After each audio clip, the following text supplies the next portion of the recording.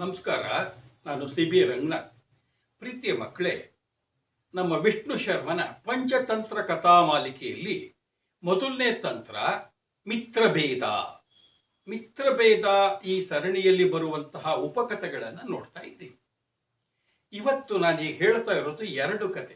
ಒಂದು ಮಂಗ ಮತ್ತು ಹಕ್ಕಿ, ಇನ್ನೊಂದು ಮಂಗ ಮತ್ತು ಗುಬ್ಬಿ. ಒಂದು ಕಾಡು, ಪಕ್ಕದಲ್ಲಿ ಬೆಟ್ಟಗಳಿದೆ.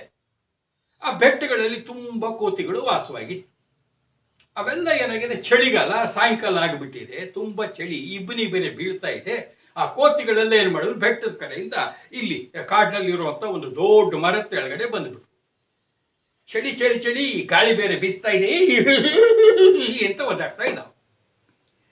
ಕೂದಲೆಲ್ಲ ನೆಟ್ಟಾಗಿದೆ, ಹಲ್ಲು ಕಟ ಕಟ ಕಟ ಅಂತಾರೆ. ಏನು ಮಾಡಬೇಕಪ್ಪ? ಅದಕ್ಕೆ ನೋಡಿದ್ವು, ಅಲ್ಲಿ ಗುಲ್ಗಂಜಿ ಗಿಡ ಇತ್ತು. ಗುಲ್ಗಂಜಿ ನೋಡಿದ್ದೀರಿ? ನೋಡಿ, ಅದರಲ್ಲಿ ಇಷ್ಟು ಭಾಗ ಕಪ್ಪಿರುತ್ತೆ, ಒಂದು ಸ್ವಲ್ಪ ಕೆಂಪಿರುತ್ತೆ. ಕೆಂಪು ಕಪ್ಪು ಮಿಶ್ರವಾಗಿರುವಂಥ ಒಣ ಬೀಜ ಗಿಡಗಳಲ್ಲಿ ಬಿಟ್ಟಿತ್ತು. ಇವೇನು ಮಾಡಿಬಿಟ್ವು, ಕೋತಿಗಳಿಗೆ ಅದನ್ನು ಬೆಂಕಿ ಕಿಡಿ ಅಂದ್ಕೊಂಡು ತಂದು ಹಾಕ್ಕೊಂಡು ಸುತ್ತಲೂ ಒಣಗಿದೆ ಎಲೆ ಹಾಕೊಂಡು ಉಪ್ಪು ಉಪ್ಪು ಉಪ್ಪು ಅಂತಿದ್ದಾವೆ. ಆದರೆ ಅದು ಬರೀ ಬೀಜ, ಬೆಂಕಿ ಅಲ್ಲ. ಅದರಿಂದ ಬೆಂಕಿ ಹತ್ತಲೇ ಇಲ್ಲ. ಇದು ಚಳಿ ಕಾಯಿಸ್ಕೊಳಕ್ಕೆ ಹೋಗ್ತಾ ಇದ್ದಾವೆ. ಆ ಮರಗಳಲ್ಲಿ ಹಕ್ಕಿಗಳು ಕೂತಿದ್ವು.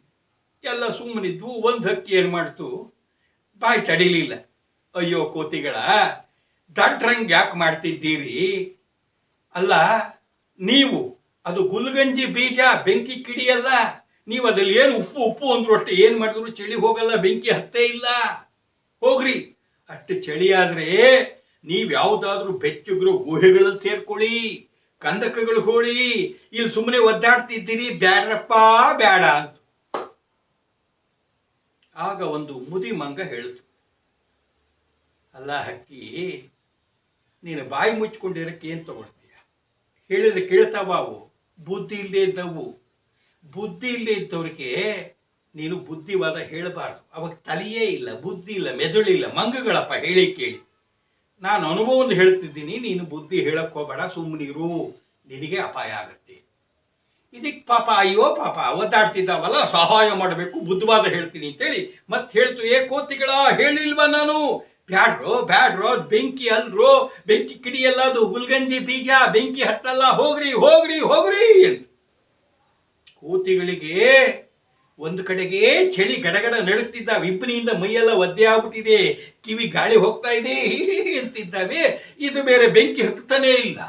ಈ ಕಡೆಗೆ ಈ ಹಕ್ಕಿ ಬೇರೆ ಬೇಡ ಬೇಡ ಅಂತ ಹೊಡ್ಕೊಳ್ತಾ ಸಿಟ್ಟು ಬಂದುಬಿಡ್ತು.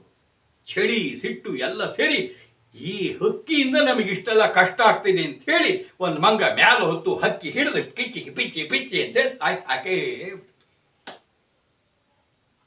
ನೋಡಿ, ಯಾವ ಬುದ್ಧಿ ಇರಲ್ವೋ ಅವಕ್ಕೆ ಯಾರು ಬುದ್ಧಿವಾದ ಹೇಳಕ್ ಹೋಗ್ತಾರ?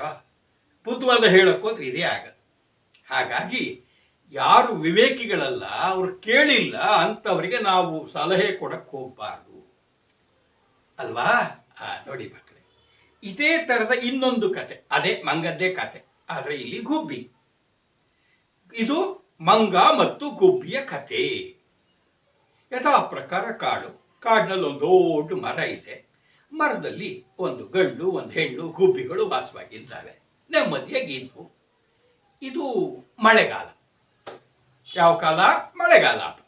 ಮಳೆಗಾಲದಲ್ಲಿ ಮಳೆ ಬರದೇ ಇರುತ್ತಾ? ಮಳೆ ಬಂದ್ಬಿಟ್ಟಿದೆ.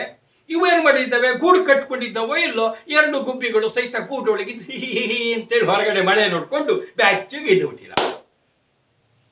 ಎಲ್ಲೋ ಒಂದು ಕೋತಿ ಏನು ಮಾಡ್ಬಿಡ್ತು, ಬಂದ್ಬಿಡ್ತು. ಮರದ ಕೆಳಗೆ ಕೂತ್ಕೊಂಡ್ಬಿಟ್ಟಿದೆ, ಮೈಯೆಲ್ಲ ಒದ್ದೆ ಆಗಿದೆ ಅಂತೇಳಿ ನಡುಗ್ತಾ ಇದೆ. ಅವಾಗ ಗುಬ್ಬಿ ಇದ್ದಿದ್ದು ಹೇಳ್ತು, ಅಯ್ಯೋ ಮಂಗಣ್ಣ, ಬುದ್ಧಿಲ್ಲ ನಿನಗೆ? ನಾವು ಗೂಡು ಕಟ್ಕೊಂಡು ನೆಮ್ಮದಿಯಾಗಿ ಇದೀವಪ್ಪ, ಮಳೆ ಗಾಳಿ ಎಲ್ಲದ್ರಿಂದ ರಕ್ಷಣೆ ಸಿಗುತ್ತೆ. ನೀನು ಯಾವ್ದಾದ್ರು ಒಂದು ಮನೆ ಮಾಡ್ಕೊಂಡು ಗೂಡು ಮಾಡ್ಕೊಂಡು ಇರೋದು ಬೇಡ, ನಡುಗ್ತಾ ಇದೀಯ, ಅಯ್ಯಯ್ಯ ಹುಚ್ಚ ಬ್ಯಾಪ ಅಂತ. ಮಂಗಕ್ಕೆ ಸಿಟ್ಟು ಬಂದ್ಬಿಡ್ತು.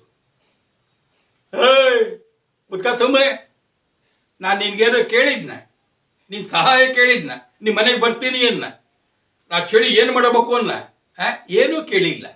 ನಾನು ಕೇಳ್ದೇನೆ ನೀನ್ ಯಾಕೆ ಸಲಹೆ ಕೊಡ್ತಾ ಇದೀಯಾ?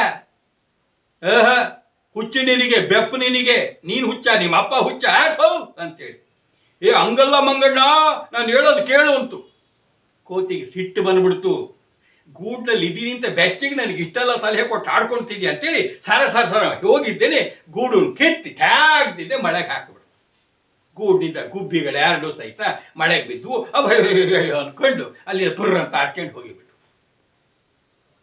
ನೋಡಿ ಮಕ್ಕಳೇ, ಎರಡೂ ಕಥೆಗಳಲ್ಲಿ ಒಂದ್ರಲ್ಲಿ ಹಕ್ಕಿ, ಇನ್ನೊಂದ್ರಲ್ಲಿ ಗುಬ್ಬಿ ಈ ಕೋತಿಗಳಿಗೆ ಸಲಹೆ ಕೊಡಕ್ಕೆ ಹೋಗಿ.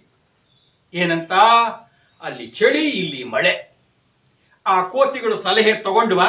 ಇಲ್ಲ, ಸಿಟ್ಟು ಮಾಡಿದ್ವು. ವಿವೇಕಿಗಳಿಗೆ ನೀವು ಸಲಹೆ ಕೊಟ್ಟರೆ ತಗೊಳ್ತಾರೆ, ಅವ್ರಿಗೆ ಉಪಯೋಗ ಆಗತ್ತೆ, ನಿಮ್ಗೆ ಧನ್ಯವಾದ ಹೇಳ್ತಾರೆ.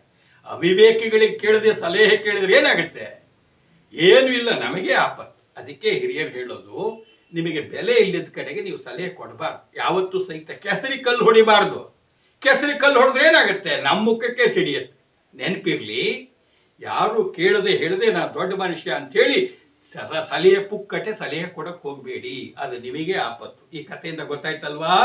ನಮಸ್ಕಾರ.